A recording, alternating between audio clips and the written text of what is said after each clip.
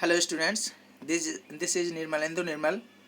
We are going to continue the chapter physical quantities and measurement, and this is the part 6 of this chapter.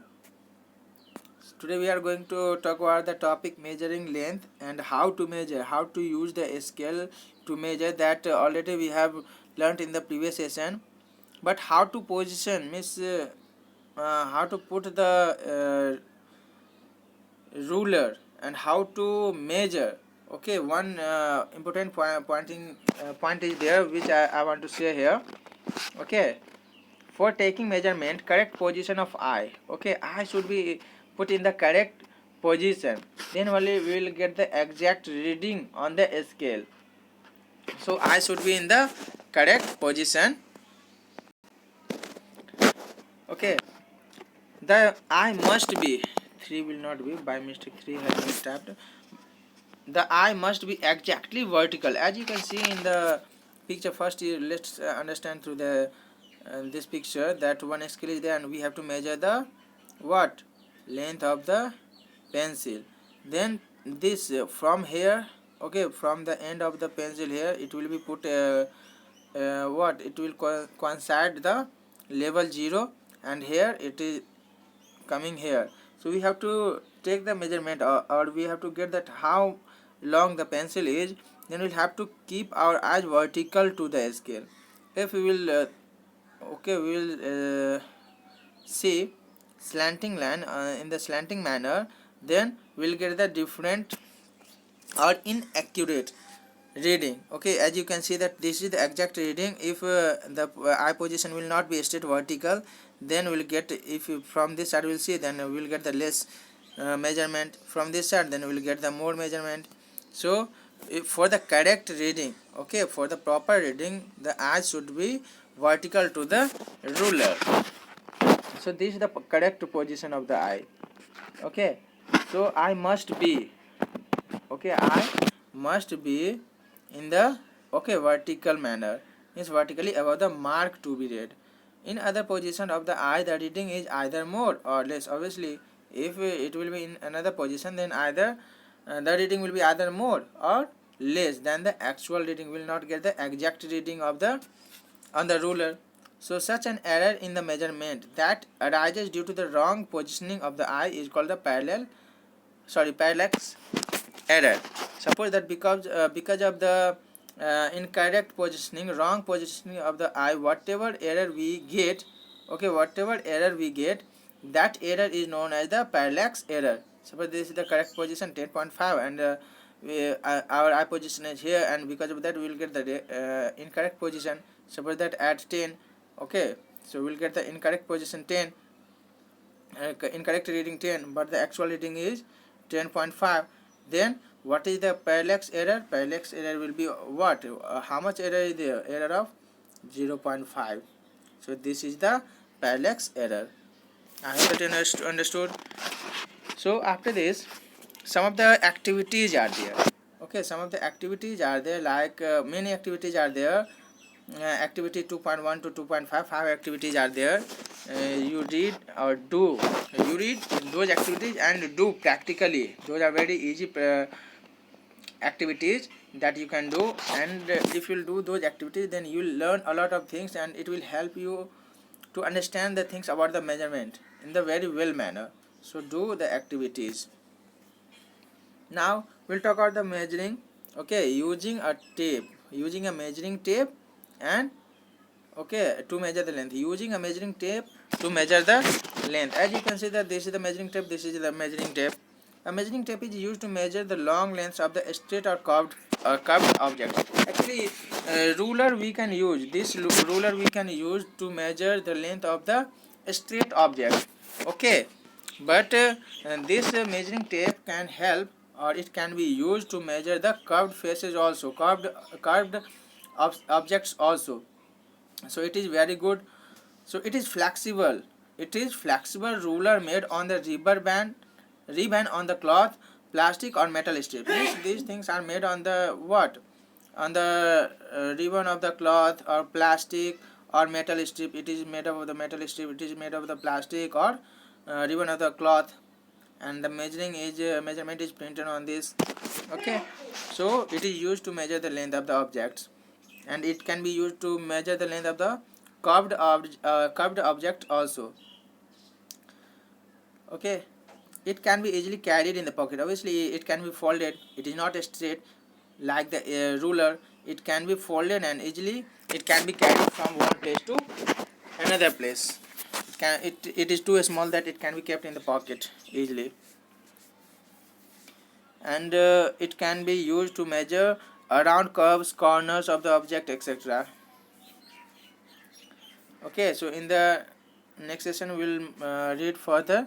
So in this session, yeah, some of the things are there, like conversion of the units, how to convert the things or one unit to another unit. Suppose that 1 meter, we know that 1 meter is equal to 100 centimeter, 1 kilometer is equal to 100 meter, 1000 meter, 1 feet is equal to 12 inches. So how to convert from one unit to another unit? We know that 1 meter is equal to 100 centimeter, then 2 meter is equal to 2 into 100, then centimeter, it means 200 centimeter. Very easily we will get 4 meter is equal to what? 4 into 100 centimeter, it means 400 centimeter. So too easy.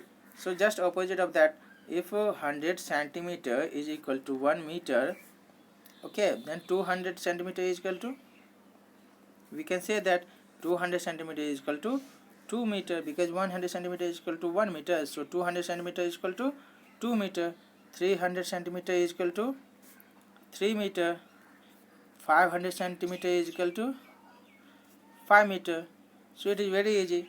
But sometimes we divide. How have you got? Suppose that 500 centimeter is equal to 5 meter. How have we got that 5 meter? Actually here we have divided 500 by 100 to get the value in meter. To convert centimeter into meter, it has been divided by 100. That's why 500 divided by 100, then we have got 5. So sometimes we multiply. Suppose that we had to find that 5 meter is equal to what? 5 into 100, then centimeter we have got. Here we had multiplied to convert meter to centimeter, but here we have divided by 100. Here we have multiplied by 100, but here we have divided by 100. Why? Okay, here meter, centimeter, centimeter, meter. So one thing we can do, that one thing we'll keep in mind, that whenever we'll convert bigger or larger unit, okay, to a smaller unit, then we will multiply. What will we do? We will multiply. Suppose that meter and centimeter, 1 meter is equal to 100 centimeter. So obviously centimeter is the smaller unit. So whenever we will have to convert meter into centimeter, we will multiply. Kilometers, meter. So here meter is the smaller unit. So from bigger to smaller we will have to convert, then we will multiply. Feet, okay, 1 foot is equal to 12 inches. It means inches are smaller. So whenever we will have to convert feet into inches, we will multiply. So by which number to multiply? So we will see the relation of the number. Suppose that here in meter and centimeter, okay, 1 meter is equal to 100 centimeter. Okay, so between meter and centimeter there is a relation of 100. So 100 will be used to multiply or divide. Okay, to convert from meter to centimeter, 100 will be used. Suppose that 1 kilometer is equal to 1000 meter, 1000 meter. So whenever we will have to convert either kilometer to meter or meter to kilometer, then this number will be used, because the relation between kilometer and meter is of 1000. So 1000 will be used to multiply or divide. So when to multiply and when to divide? When we will convert bigger unit to the smaller unit, we will multiply. Okay, whenever we will convert bigger to a smaller, then we will multiply. But whenever we will have to convert a smaller to bigger, then we will divide. Very simple. To the smaller, then multiply. To the bigger, then divide. By which number? The relation of which number is there in between the units, that number will be used. Suppose that I will say that 36 inches is equal to how many feet? Okay, what will the answer? So here see, inches should be converted into feet. 36 inches. So you see the relation between inches and feet. So there is the relation of 12. 1 feet is equal to 12 inches, and we have to convert 36 inches. Okay, 36 inches is equal to how much, how many feet? So 36 inches should be converted into feet. So inches are smaller, and will then what will we do? Inch will be converted into feet, then we will divide, because we have to convert into the bigger one. In the bigger one you have to convert, then we'll divide. In a smaller unit we have to convert, then we will multiply. So here feet is the bigger unit, so in the bigger unit you have to convert, so we will divide. By which number it will be divided? By 12. The relation between inch and feet is 12, so by 12 we will divide. So 36 divided by 12, it means 3. So 36 inches is equal to 3 feet, the answer. I hope that you have understood. Okay, so in this session this much only. We'll continue the topic in the next session.